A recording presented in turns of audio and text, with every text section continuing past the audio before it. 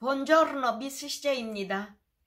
수많은 로마 황제 중 네로를 모르는 사람은 거의 없을 정도로 역사상 극적인 삶을 살았던 네로는 로마 제국의 5대 황제로 아우구스투스의 외종손이자 칼리굴라 황제의 외조카인데요. 17살에 황제에 올라 68년에 죽을 때까지 14년을 황제로 있었습니다.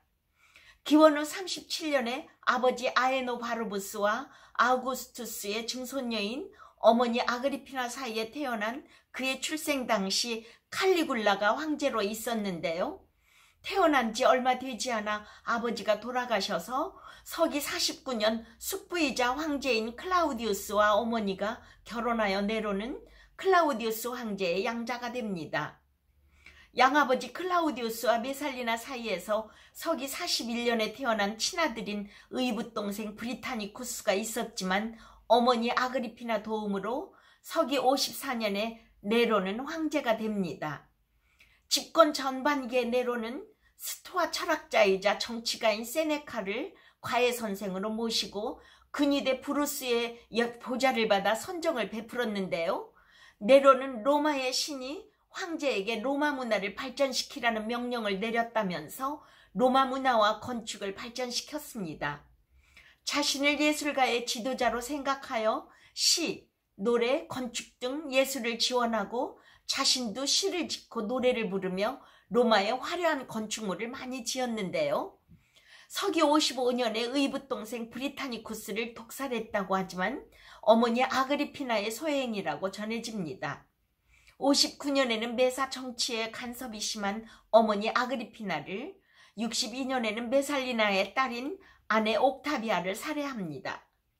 64년에 9일간 로마 시내 14구역 중 10구역이 불에 타는 기름창고 사고가 원인이 되어 로마에 대화재가 발생했는데요.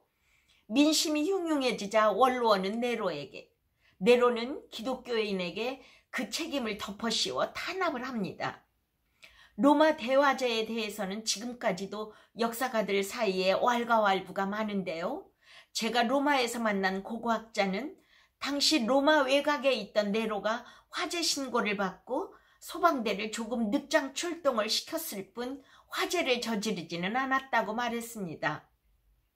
고대 도시국가였던 로마가 제국의 수도로 바뀌었을 그때 로마는 매우 복잡하고 유입된 많은 인구로 포화 상태였고 불결하기 짝이 없어서 건축에 관심이 많은 네로는 시민들에게 살기 좋은 로마를 선물해주고 싶어 끄떡하면 새로운 로마 건설의 꿈을 주변에 말하곤 해서 네로가 방화의 의혹의 눈길을 받은 것은 당연했습니다. 당시 네로는 시민들에게 세금 감면의 혜택을 주기도 하고 시민들의 휴식 공간과 오락을 위해 이벤트를 많이 열기도 해서 시민들에게 인기가 좋았다고 합니다. 그 고고학자는 원래 역사는 기득권층에 의해 쓰여지기 때문에 당시 원로원에게 밉보인 네로에 대해 좋게 썼을 리가 만무해서 우리가 학교에서 배워서 알고 있는 네로에 대한 이야기를 고무지우개로 싹싹 지우고 다시 조명해봐야 한다고 말했습니다. 원래 콜로세움이 있던 자리는 주거지역이었는데요. 불이 나서 잿더미로 변한 이 자리에 서기 64년 로마의 대화재 이후 네로는 팔라티누 언덕과 에스킬루로 언덕 사이에 거대한 황금 궁전, 도무스 아우레아와 인공 호수, 정원들을 지었습니다. 기존 수로들이 이 정원에 엄청난 양의 물을 공급하기 위해 거대하게 개축되었고 궁전과 정원들은 화려하게 장식되었는데요.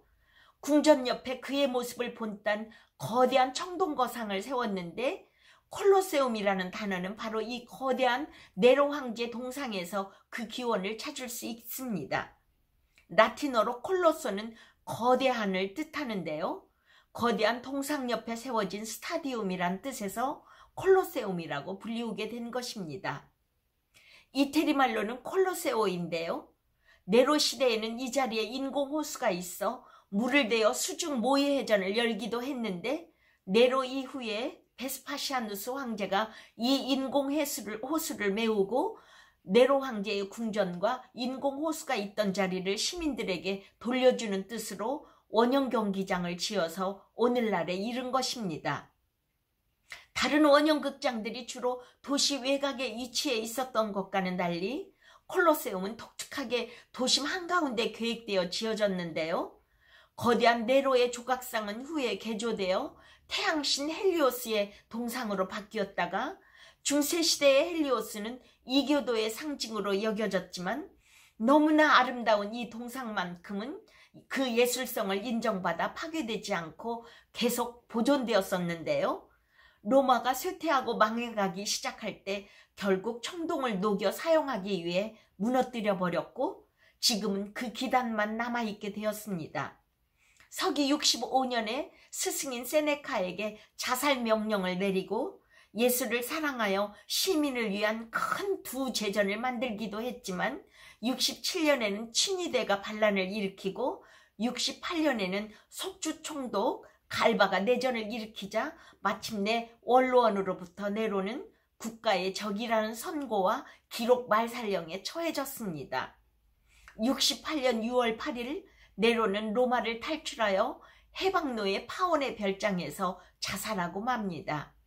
당시 로마 시민들이 네로의 무덤에 죽음을 애도하며 헌화하는 발길이 끊이지 않았다고 전해지는데요.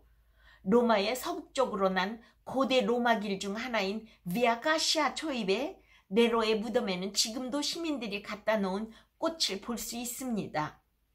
네로의 시신은 나중에 로마 시내 핀치오 언덕의 무덤으로 옮겨져 있습니다. 로마 오현제 시대의 역사가 수에토니우스가 글로 그린 네로의 외모는 평균 키에 몸 곳곳에는 점이 있었으며 악취를 풍겼다. 암갈색의 머리칼에 매력적인 모습보다는 평범한 용모로 눈은 유약해 보이는 파란색이고 몸은 굵었다. 배가 나왔고 다리는 매우 가늘었다. 라고 적고 있는데요. 로마인이 키가 그리 크지 않았던 것을 고려하면 평균 키의 네로는 작았다고 보면 되겠습니다. 어머니가 재혼에 들어간 자리에 황제의 친아들이 있는 상황에 어머니의 도움으로 황제가 되고 나름 똑똑하고 재능 많은 젊은 황제가 의욕이 넘쳤을 것인데요. 매사에 정치적 야심이 많은 어머니의 참견과 암살의 위협에 시달리며 점점 피폐해져간 네로가 후에 온전한 정신을 가지고 생각하고 행동하기는 몹시 어려웠을 것입니다. 일부에서는 주기적으로 네로에게 먹인 납의 중독으로 환각 증세를 일으키기도 했다고 말합니다. 개인적으로 로마에서 20여 년 전에 로마시에 따로 신청하여 콜로세움 건너편에 있는 도무스 아우레아 자일이었던 지금의 꼴레 오피오 지하에 고고학자를 가이드로 삼아 철모를 쓰고 여권을 담보로 주고 들어가 본 적이 있는데요. 아직도 남아있는 네로가 직접 설계하여 지었다는 궁전 내부의 벽화와 궁전의 짜임새와 과학적인 구조에 모퉁이를 돌 때마다 탄성이 절로 났던 기억이 선명합니다. 2000년 성년 즈음 잠시 일반인에게 공개한 적이 있지만 안전상의 문제로 다시 닫혔는데요. 지금은 토요일과 일요일 주말에 관람이 가능하고 오후 5시 30분에는 모두 밖으로 나가야 합니다. 재미있게 들으셨습니까? 구독과 좋아요, 알림 설정을 부탁드리며 다음 시간에는 콜로세움에 대해 좀 더 자세히 말씀드리겠습니다. 차오!